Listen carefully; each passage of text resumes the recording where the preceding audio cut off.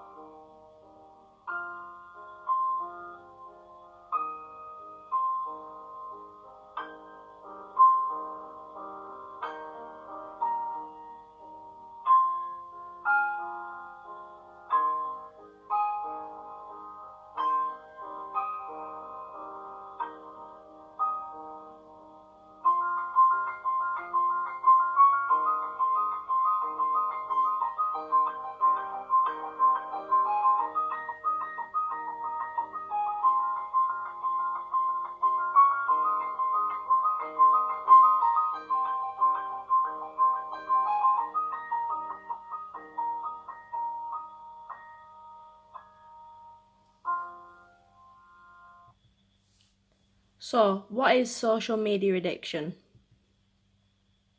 Social media addiction can be defined as the excessive and compulsive use of social media platforms such as Facebook, Instagram, Twitter, and Snapchat. There are different types of internet addiction. There is computer addiction, which is addiction to computer games, the information overload, which is a web surfing addiction, net compulsions, such as online gaming and shopping addiction, cybersexual addiction, which is addiction to online pornography or online sex addiction, or cyber relationship addiction, which is addiction to online relationships. Social media addiction falls into the cyber relationship addiction category due to the purpose of social media sites being the platforms to maintain both online and offline relationships. So, why do people use social media sites? One reason is social media sites are widely accessible.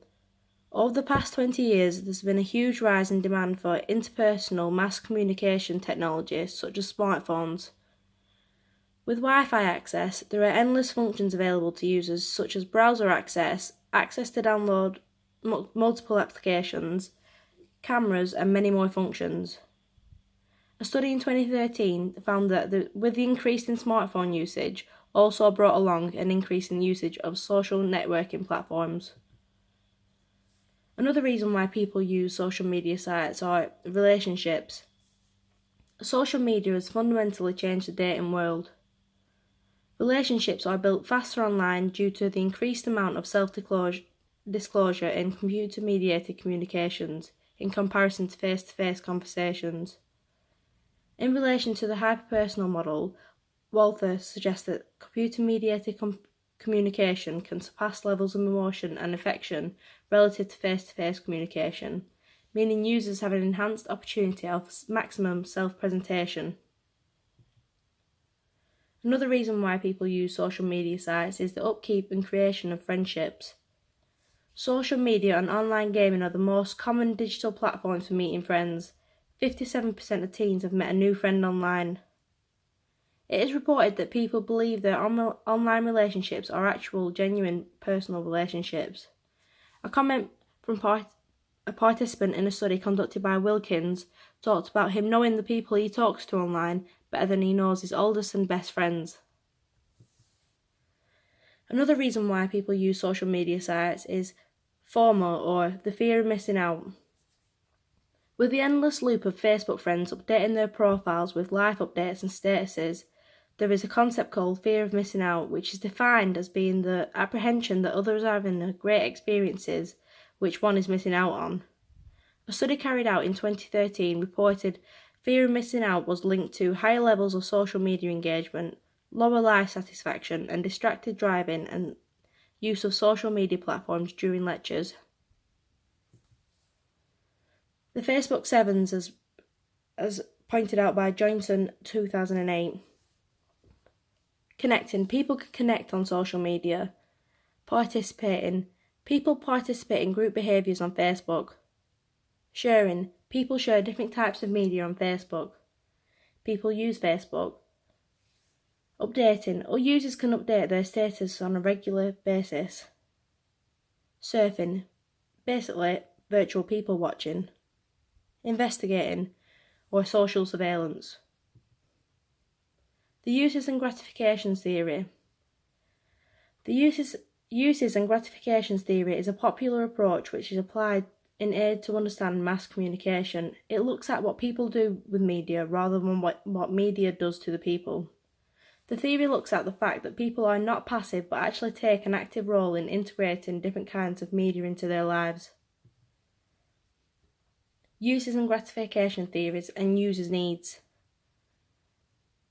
A study developed in 1973 developed 35 different needs from literature surrounding the psychological and social functions of mass media and put them into 5 different categories. 1. Cognitive needs, acquiring information, knowledge and understanding. Many social media sites are widely used as a main platform to acquire information. Online social networking platforms enable users to share information with a wide number of peers. A study by Bennett shows that Facebook is the primary source for political news information used by university students, where they also share and debate their own political opinions. Although some social media sites have come under fire for the amount of fake news which is available on their platforms, there has been a wide reform in information provided on social media sites, which would show possibly social media sites can be a reliable source of information. Affective needs. Emotion, pleasure and feelings. Users can share self-generated content such as text, pictures and videos to their online social networking sites. Social media sites give users a platform to share their feelings and emotions with other users. Users can share feelings without the use of words on sites such as Facebook and Twitter with the use of emoticons or emojis. A study in 2015 shows that Facebook usage behaviours are directly related to a user's emotional well-being, be that negative or positive, dependent on what type of content a user is sharing or viewing on social media. 3. Personal integrative needs, credibility, stability and status. Users with a large following and higher in narcissism post more selfies and spend more time on sites such as Instagram, which then increases the frequency of updates they post, increasing their status. 4. Social integrative needs, family and friends. Many users view sites such as Facebook as a useful tool to keep them connected with friends and family they would not see on an everyday basis. Additionally, as suggested by Johnson, users also log into Facebook multiple times a day for surveillance gratifications, which involves them looking at other user-generated content from family and friends, such as statuses, updates, and pictures they have uploaded. 5. Tension release, escape and diversion. Studies suggest that users log on to social media sites such as Facebook to escape from their worries and problems and engage in an online world different from their own real-life world. A study in 2011 found that people use Facebook to escape from unwanted moods and gain a sense of companionship. Narcissism.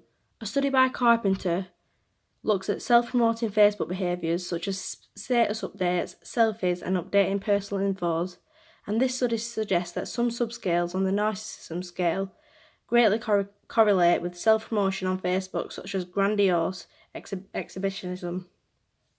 Social media sites provide ample opportunity for narcissistic behaviour, with the main premise of these features being profile picture ratings, likes, followers and status updates. Selfies or self-photography. The explosion of social media in daily life has raised many questions surrounding how users present themselves. Many studies have suggested associations between narcissism and self-photography.